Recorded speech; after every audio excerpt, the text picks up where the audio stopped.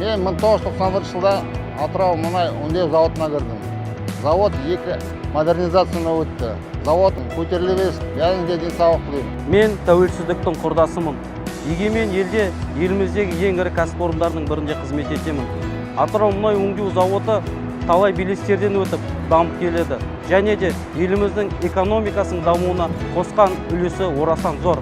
Жаңа заманауи технологиялармен жұмыс жасап, қайта құрылған жаңа қондырғылармен елімізге қажетті өнімдерді өңдеуде. Мен де соның бір бөлігі болған үшін қуанамын. Болашақ жастардың қолында. Цифрлық даму, жаңа технологиялардың заманы. Атырау мұнай өңдеу зауыты жаһандық дәуірмен бірге жетіліп келеді.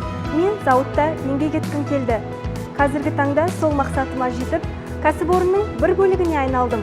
Әріптестерге келатқан мейрамыңызбен құтты болсын. Төл мерекелеріңіз құтты болсын, құрметті мұнайшылар. Мереке құтты болсын, әріптестер.